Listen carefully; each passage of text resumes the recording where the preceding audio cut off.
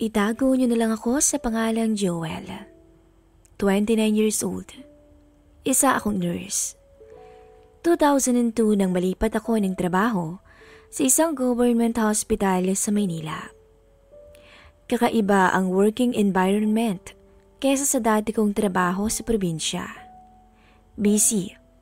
Walang pakialamanan sa buhay. Basta trabaho lang, tapos uwian na. Na-assign ako sa emergency unit ng hospital. At dahil sa location ng hospital, normal na sa amin ang makatanggap ng mga dugoang pasyente.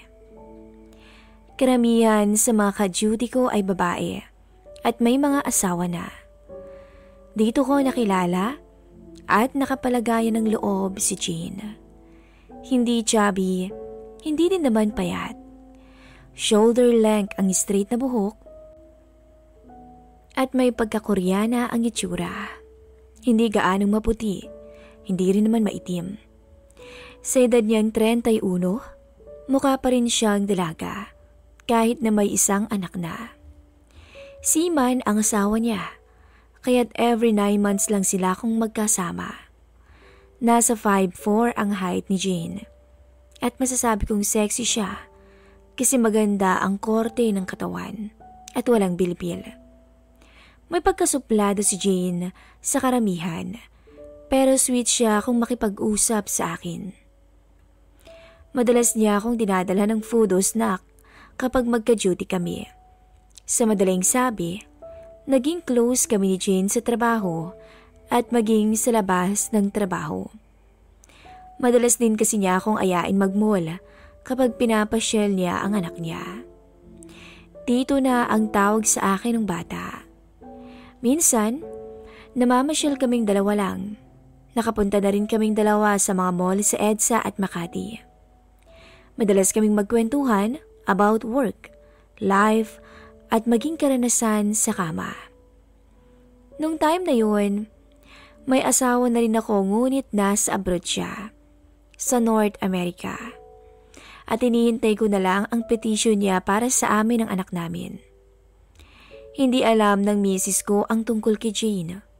Although, na-meet na niya lahat ng katrabaho ko nung minsang umuwi siya ng Pinas. Noong una, casual lang ang usapan namin ni Jane. Pero lingid sa kanya, may lihim akong pagtingin sa kanya. At pinangarap ko rin siyang makatabi man lang sana sa kama. Napakaganda ba naman ang palagi mong kasama? Minsan iniisip ko rin na baka may gusto rin sa akin si Jane. Kasi madalas nga kaming magkasama, kahit sa labas ng work. Pero ayokong umasa at baka ma-disappoint lang ako sa huli. Isang araw, nag-aya si Jane na pumasyal kami. Weekday off kasi namin yun, kaya pwede kaming lumabas.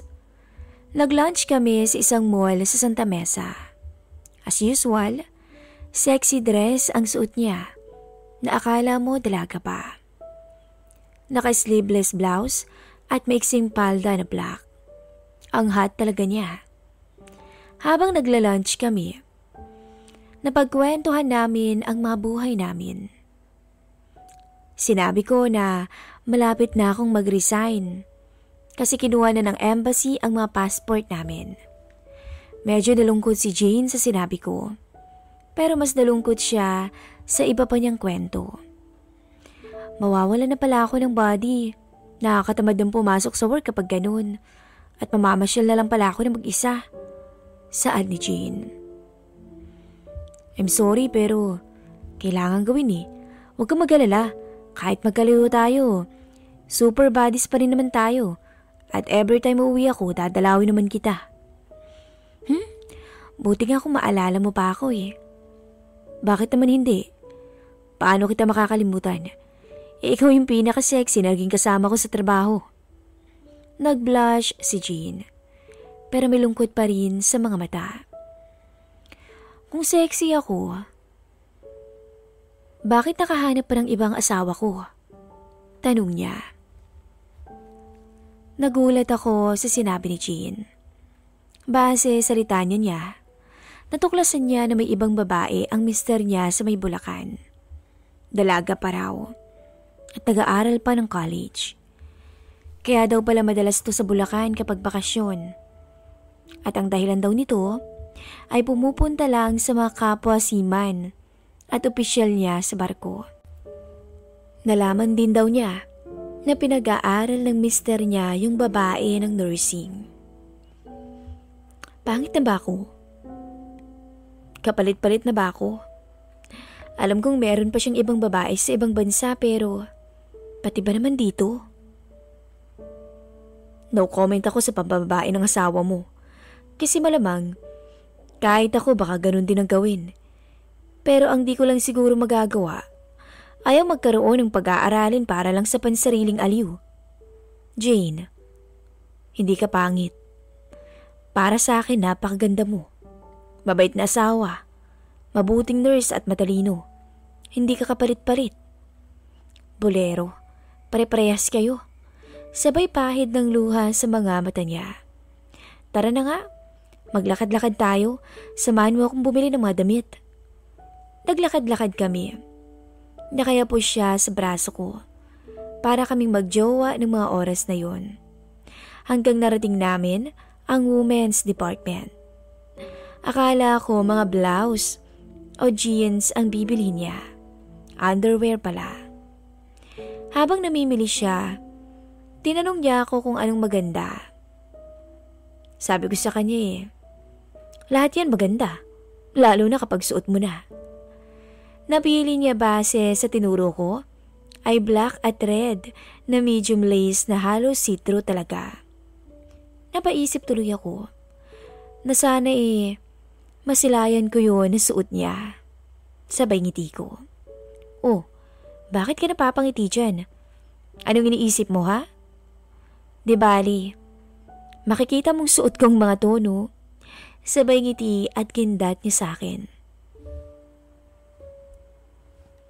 Pinagpawisan talaga ako sa mga sinabi niya. Pagkatapos niyang bayaran ang pinamili niya, nag-aya naman siyang maglibot pa sa mall. Angkla ulit siya sa braso ko. This time, nakadikit na siya sa akin.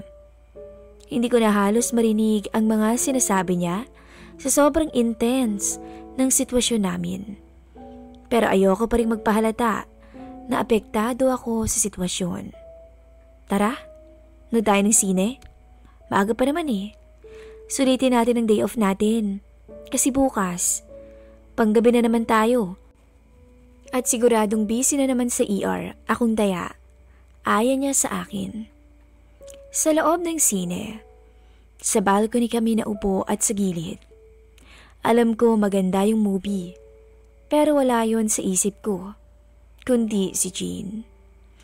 Iniisip ko kung nangaakit ba siya o sinusubukan lang ako. Sobrang lambing ni Jean sa akin ang mga oras na yun. Hindi siya kumakalas sa braso ko habang nakaupo kami. Maya-maya, kinuha niya ang kamay ko at nilagay sa hita niya. Hanggang sinamalayan ko na lang din na unti-unting binubuksan niya ang zipper ng pantalon ko. Kung maglolo ko man ako, pwede bang sa'yo na lang ako pumadol? Bulong niya sa malambing na boses. Sa puntong yun, ay lalong naging intense ang sitwasyon namin. Kaya hindi na namin tinapos ang movie. Inaya ko si Jane na mag-hotel. Pumayag naman agad siya. Grabe ang excitement ko ng mga oras na yun. Hindi ako makapaniwala na aabot kami sa ganun. Nakaangkala pa rin si Jane sa akin habang papaalis kami ng mall. Tumawag kami ng taxi at nagpahatid sa pinakamalapit na hotel. Si Jane ang nagbayad ng lahat. Pagdating namin ng kwarto, ay masuyong halik ang ginawad namin sa isa't isa. Hanggang sa magkatinginan kami, mata sa mata at walang kumukurap. Tila binabasa namin ang damdamin ng bawat isa habang nakadagan ako sa kanya. Alam mo, first time kong magtaksil si mister ko. Sana Huwag kang magpigil o makonsensya. Mag-enjoy tayo sa day off natin. Namumungay na sabi ni Jane sa akin. Sa totoo lang, matagal ko na ring inasam na mangyari sa atin to. Pero di ako makapaniwalang aabot talaga tayo sa ganito. Ang ganda mo kaya, Jane. Tinulak ako ni Jane sabay bangon sa higaan. Huwag mo na akong bulahin. Dahil bibigay naman talaga ako sa iyo eh. Shower muna ako. Sunod ka ha? Nauna si Jane patungo sa banyo. Tinitingnan ko siya habang naglalakad. Hindi ko pa rin maisip na ang pinapangarap kong katrabaho ay tuluyan ko ng makakatabi sa kama. Sa puntong yun, agad akong tumayo at sumunod kay Jane sa banyo. Hanggang sa di na lang ako makakilos ng tuluyan. Nang masilayan ko ang makamandag na ganda ni Jane habang nagsishower.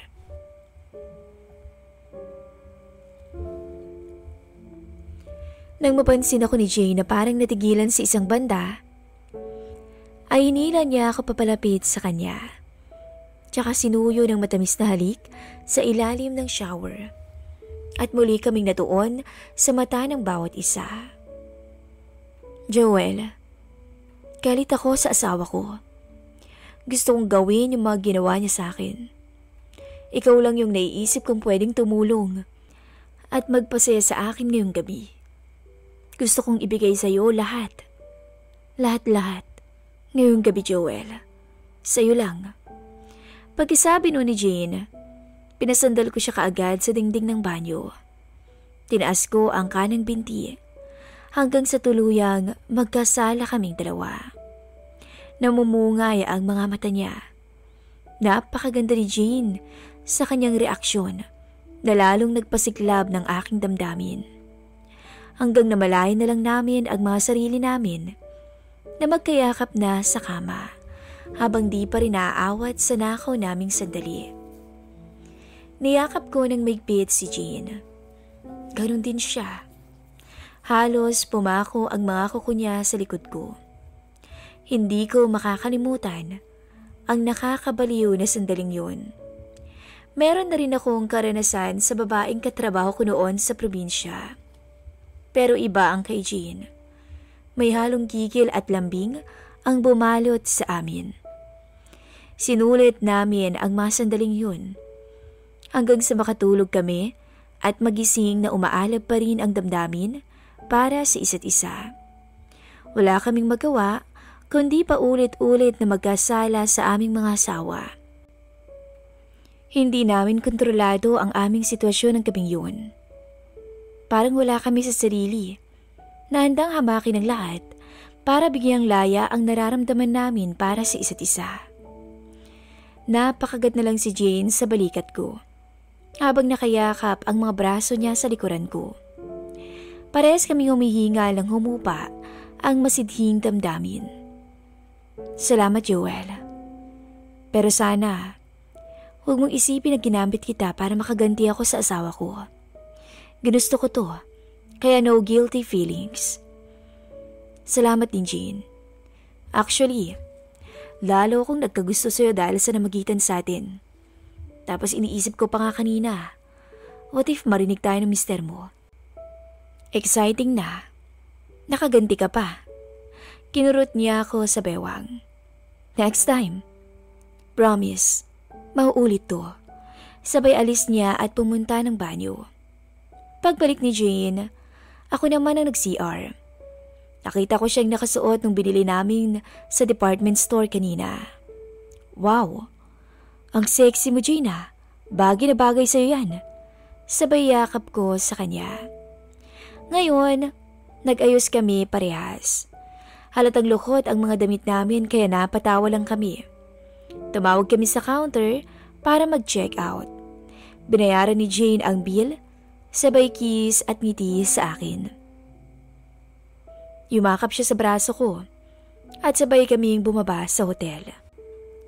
Sumakay kami sa taxi nakaabang sa baba at nagpahatid kami pabalik sa SM Santa Mesa. Pagdating namin sa mall, lumipat lang kami ng taxi at nagpahatid na kami pauwi. Sinabihan ko ang driver kung saan ibababa si Jane Casual na lang ulit ang mga usapan namin habang nasa taxi kami, pero magka-holding hands kami. Pagbaba ni Jane sa tapat ng bahay nila, nagpaalaman lang kami sa isa't isa. See you bukas sa work. Baon ko ha? Sure, ikaw pa. See you bukas. Sabay kindat niya. At sinabihan ko ang taxi na ibaba ako sa pinakamalapit na LRT station. Simula noon, ay mas naging makahulugan at malalim ang pagkakaibigan namin ni Jean. Alam naming hindi pwedeng maging kami dahil may kanya-kanya na kaming asawa. Ngunit minsan ay hindi talaga namin maiwasang lumagpas kami sa aming limitasyon bilang magkaibigan. Dahil sa totoo lang, ay higit pa sa ordinaryong katrabaho o kaibigan ang turing namin sa isa't isa. At nung dumating yung araw ng aking flight, ay labis akong naiyak. Halos di ako makatulog. Para akong nahiwalay sa aking asawa. Lagi akong kinukumusta ni Jane sa call. At iiyak kaming pareho. Sobrang na-attach talaga kami sa isa't isa. Kaya sobra ang epekto nung maghiwalay kami. At isa pa'y hindi ako kampante na iwan si Jane sa asawa niyang babaero. Kaya pag may pagkakataon, ay kinukumusta ko talaga siya. Gusto kong siguraduhin na maayos lang siya. Dahil kahit papaano, ay minsang binahal ko siya katulad ng pagmamahal ko sa aking asawa. Hanggang dito na lamang po at hanggang sa muli.